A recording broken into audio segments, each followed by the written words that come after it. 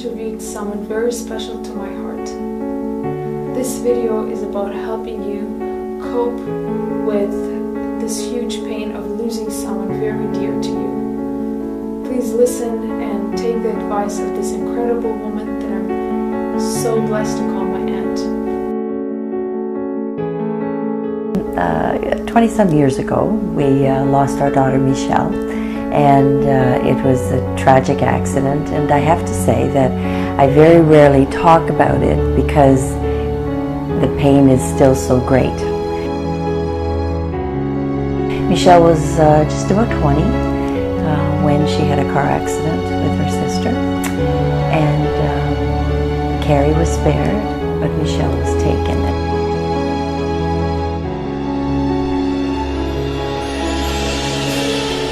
I found I would say the first 6 months to 8 months, I was just in a daze. I can't even remember who really came to the service. I can't remember who visited. And I remember saying to our pastor, that I was so angry. I was just so angry, and I was very angry at God. And he just hugged me and said, "That's okay. God has been shouldered." And that gave me peace, because you have so many people saying what you should be doing or what's wrong or you shouldn't feel that way. And I realized looking back that God put people to protect me or to be my voice. And the one thing I knew, even in my anger and in my pain, the one thing I could not do was betray God. I knew I had to somehow get it out. I knew that I had to. So I went to see a Christian counselor who had lost a child. He cried with me and he said, "We'll do it together." And we prayed. And he said, you will always miss her. You will always cry at times. But you and your love for God will get you through. And it's been 22, 23 years. And even now, I'll cry. I'll see somebody with this golden hair that she had. It's like it shimmered, and it just catches your breath, and you go, and then for that moment in time, you just so wish she was here, right? And she's not. But what happens over the years is that it's not that your grief diminishes, but you go through this stage where you realize that you're not angry with God anymore. He didn't betray you. And even though I still want her here, God has been with me every single step of the way, even though I couldn't feel it or know it. Looking back, I see it.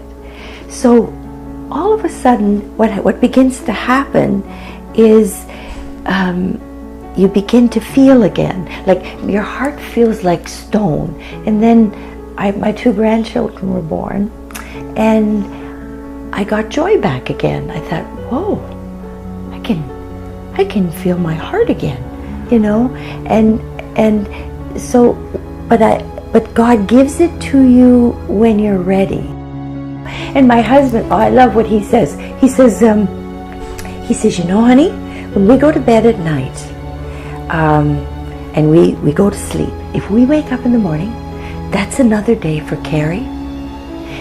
We go to bed at night and we don't wake up, then we see Michelle. How cool is that? And I thought, yeah. And when I was ready to hear that, God let me hear that. Don't let anybody tell you the time is gonna poof, make it all better. That's not how life works.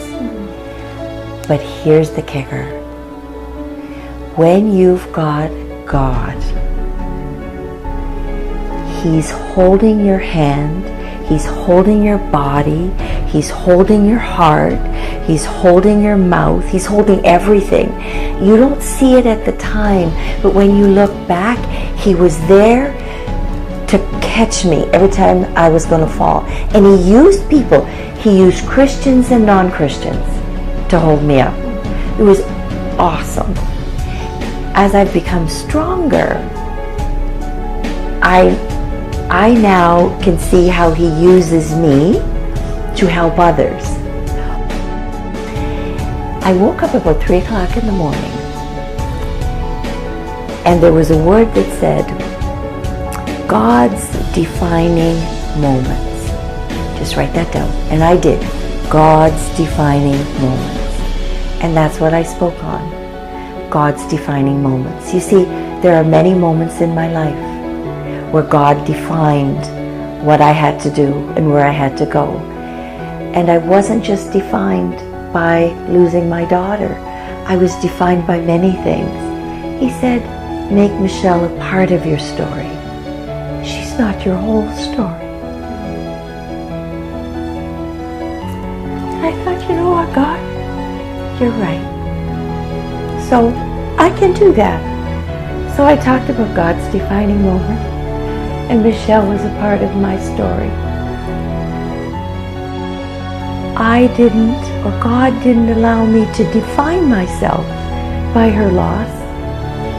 He helped me grow with it. So if you're going through a difficult journey, don't be hard on yourself. If you get up in the morning and you do something, good for you.